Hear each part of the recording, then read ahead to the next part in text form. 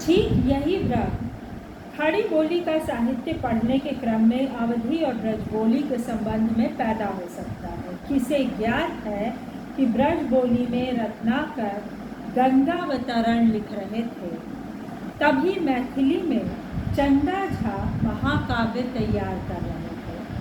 आधुनिक काल में ही जब खड़ी बोली पाद्य द्विवेदी जी जैसे डिक्टेटर का कंधा पकड़कर भी लड़खड़ा रहा था, तभी भोजपुरी में उच्च कोटि के ऐसे राष्ट्रीय गीत लिखे जा चुके थे जो कांग्रेस के बड़े बड़े अधिवेशनों में भी संवेद स्वर में गाए जाते थे।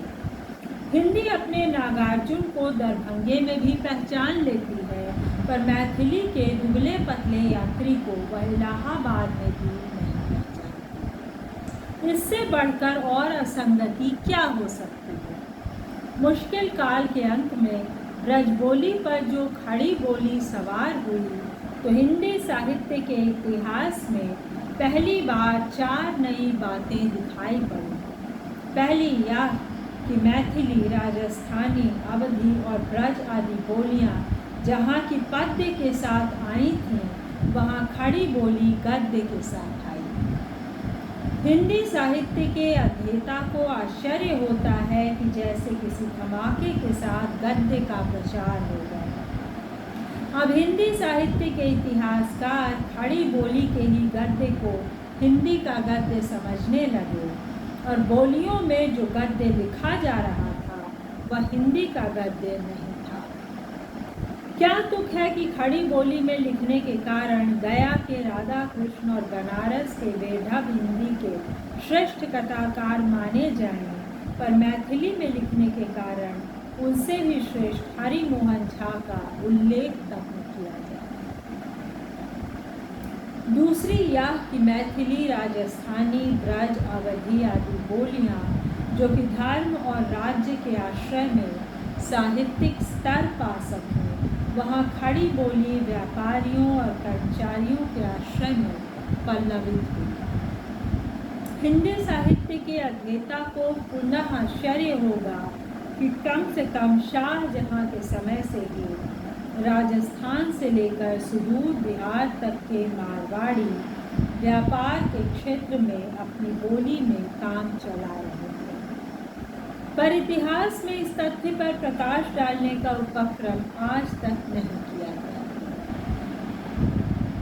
तीसरी यह कि मैथिली, राजस्थानी, ब्रज और अवधी आदि बोलियों में गद्य का प्राचीन नमूना देखकर हमें जहाँ शोध वृत्ति जग जाती है, वहाँ खड़ी बोली में पद्य के प्राचीन से प्राचीन नमूने प्राप्त करने की वृत्ति जग पड़ी। इसके लिए खुसरो और कबीर तो क्या, हम गोरखनाथ तक दौड़ पड़े।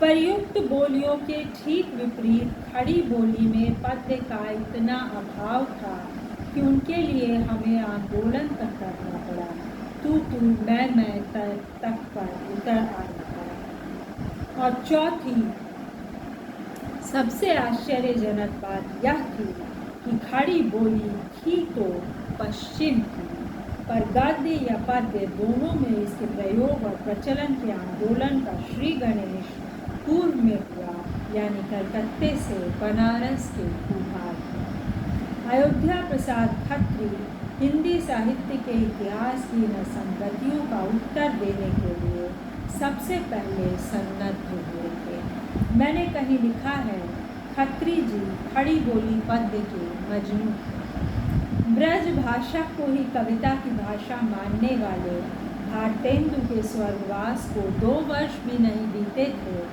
खड़ी बोली में पद्य लिखने को इम्पॉसिबल टास्क और उसके प्रयत्न तक को मस्ट बी अनसक्सेसफुल करार देने वाले ग्रेयर्सन साहब पटना के मैजिस्ट्रेट के रूप में बिहारी बोलियों का अध्ययन कर ही रहे थे और खड़ी बोली कविता को शुष्को वृक्षस्थि तिष्ठ और ग्रे कह देने वाले प्रताप नारायण मिश्र अभी तक ब्राह्मण के संपादक बने ही थे कि खत्री जी खड़ी बोली पद्य का पहला भाग लेकर उपस्थित हुए। इसमें पटना निवासी बाबू महेश्वर नारायण की वह सीधी सादी रचना भी है जो बिहार बंधु में सन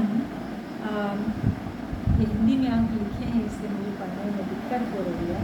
ये अंक मैं बाद में साझा करूँगी अगले लेख के पढ़ने में ही प्रकाशित हुई थी।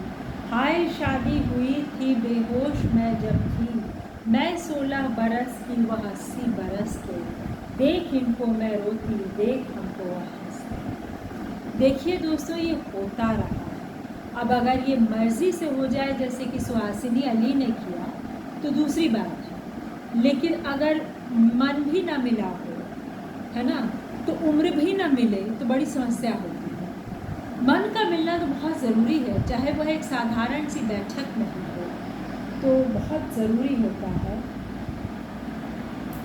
और यहाँ से हिंदी कविता की शुरुआत होती है। और आप इस बात को बिना याद किए न रहिए कि यह वही समय है जब सती प्रथा को बंद हुए कुछ साल हुए। तो ये बहुत बड़ी क्रांति है इस कविता में। और कामेश्वर शर्मा जिनका ये लेख मैं पढ़ रही हूँ, उन्होंने सचमुच इन कविता की इन पंक्तियों को उद्धृत कर क्रांति ही की। ऐसे भी ये बहुत ही क्रांतिकारी स्वभाव के प्राध्यापक थे, बेहद ईमानदार और बेहद संवेदनशील, छात्रों के प्रति, अपनी ड्यूटी के प्रति निष्ठावान, बहुत अच्छे शिक्षक। ये नहीं कि क्लास नहीं पढ़ाया, 15 बड़े बड़े लोगों ने ये किया। तो दोस्तों, एक एक क्लास इतनी निष्ठा के साथ पढ़ाना बहुत बड़ी बात है। जितनी निष्ठा के साथ इनको पढ़ाते हुए याद करते हैं इनके छात्र, मेरी माँ समेत बहुत सारे और लोग औरों को नहीं करते। तो कामेश्वर शर्मा जी के बारे में मैं अंत में कहने वाली थी, लेकिन बीच ही में कह गई। और थोड़ा सा और पढ़ती हूँ, साझा करती हूँ और आगे बात चलती रहेगी। खत्री जी की सूक्ष्म दृष्टि हिंदी काव्य के अंधकारपूर्ण भविष्य को चीरती हुई वहाँ तक पहुँची थी जहाँ भारतेंदु की किरणें गृहर्सन का विश्लेषण और मिश्र जी के व्यंग्य की नोक भी नहीं पहुँच सकी। खत्री जी पहले व्यक्ति थे जिन्होंने राष्ट्रभाषा हिंदी के सामर्थ्य का आकलन कर ब्रजभाषा और अवधि के समस्त साहित्य को बहिष्कृत कर दिया था। हिंदी के प्राध्यापकों का अनुभव है कि हिंदी के आज के छात्र हिज्जे और व्याकरण संबंधी गलतियाँ इसलिए करते हैं कि बचपन से ही उनका साबका अवधि और ब्रजभाषा के कवियों से पड़ता है, जिन्होंने कविता करने का अर्थ भाषा को तोड़ना और मरोड़ना समझ लिया था। तो दोस्तों, हम कामेश्वर शर्मा जी को बार बार याद करेंगे। कितनी सुंदर बातें यहाँ चल रही हैं, है ना, जहाँ भारतेंदु की किरणें गृहर्सन का विश्लेषण और मिश्र जी के व्यंग्य की नोक भी नहीं पहुँच सकी थी। उनका कहना है कि खत्री जी की सूक्ष्म दृष्टि वहाँ तक पहुँची।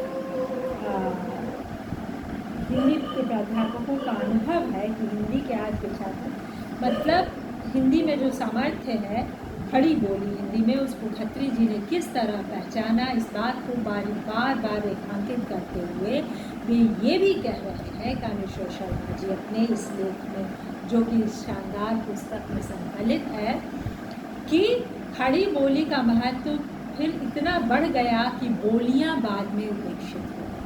तो दोस्तों, आज तो हम इस समस्या से जूझ रहे हैं कि हिंदी का महत्व उतना नहीं है जितना अंग्रेजी का।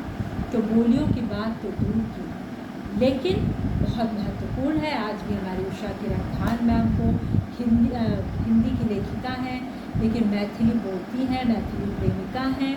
मैथिली में सृजनहार विद्यापति पर उपन्यास लिखने के कारण पद्मश्री से नवाजा गया, और हम सबके लिए फ़ख्र की बात है। बाकी नागार्जुन के महत्व को, सौंदर्य को कोई नहीं नकार सकता, लेकिन हिंदी में भी अनेकों लेखक उपेक्षित रह जाते हैं। जो बात इस लेख में है थोड़ी सी उससे उतर की मैं कह गई, लेकिन बात यह है कि हिंदी में वह सामर्थ्य है। कामेश्वर शर्मा इसको रेखांकित करते हुए यह कह रहे हैं कि उस सामर्थ्य के होने का अर्थ यह नहीं होना चाहिए कि बोलियाँ छूट जाएं, भूल जाएं, केवल उन लोगों की हो जाए जिनके पास उस बोली के विकसित कर पाने की, उस बोली को विकसित, उस बोली के फलने फूलने की शक्ति नहीं है, उस बोली के विकसित कर होने की क्षमता नहीं है, जिनके पास उस बोली को विकसित करने की क्षमता नहीं है। मुझे सुनने के लिए धन्यवाद।